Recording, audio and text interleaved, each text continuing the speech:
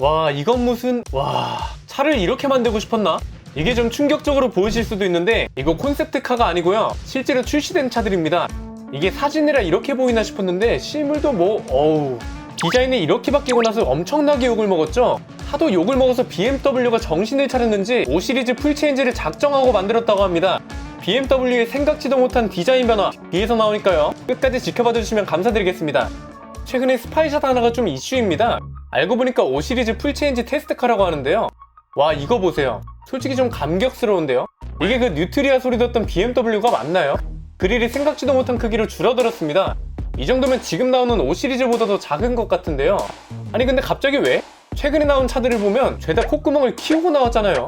그런데 이 차들 반응이 어땠나요? 아마 BMW 역사상 가장 많은 욕을 먹지 않았나 싶습니다.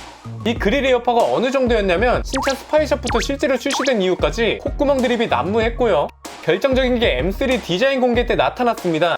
BMW 하면 M3고 M3 하면 BMW잖아요.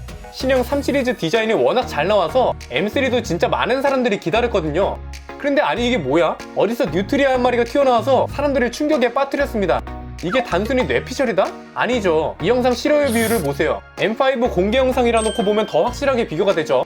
M3만 문제가 아니라 R 시리즈도 그렇고 다 시리즈도 그렇고 죄다 이 콧구멍 때문에 욕을 먹기 시작합니다. 차를 잘 만들면 뭐해. 첫인상에서 탈락이라 상대가 더 이상 만나기 싫다는데. 심지어 이렇게 향후 BMW의 미래라면서 조롱하는 사진까지 등장을 했습니다. 사람들 반응이 이렇다 보니 BMW도 아차 싶었던 거지. 5 시리즈 풀체인지는 아예 대놓고 크기를 줄여버립니다. 사실 이런 사진을 본다고 해서 차 디자인이 어떻게 나올 줄 알아요. 그런데 그릴 크기 하나 줄였다고 사람들이 극찬을 하기 시작합니다.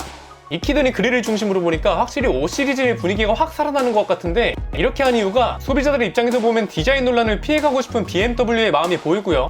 조금 전문적인 시각을 추가하자면 아마 전동화 모델에 집중하겠다는 걸 표현한 것이 아닐까 싶기도 하네요. 전기차는 그릴이 필요 없거나 디자인 요소로만 필요하잖아요. 실제로 5 시리즈가 풀체인지 되면서 모델 최초로 순수 전기 파워트레인이 추가될 예정이고요. 이 차의 이름은 i5가 될 예정입니다. 플러그인 하이브리드 모델도 운영이 될 거고요. 동시에 내연기관 엔진이 마지막으로 장착되는 5 시리즈로 알려져서 이렇게 해석하는 것도 충분히 일리가 있죠. 외관 특징을 간단하게 살펴보면 현행 모델처럼 프론트 오버행을 짧게 만들고 보닛은 길게 만들었습니다. 후면부 테일램프는 차체가 이렇게 튀어나온 걸 보면 현행 7 시리즈처럼 얇게 연결이 될 것 같네요. 지금 보이시는 양쪽에 이 동그란 건 프로토타입이라 아직 부품이 장착되지 않아서 그렇습니다. 다시 좀 그릴 얘기로 돌아와서 어떻게 보면 BMW한테 돼지코, 뉴트리아 이런 별명을 안겨준 게 큰 역할을 했잖아요.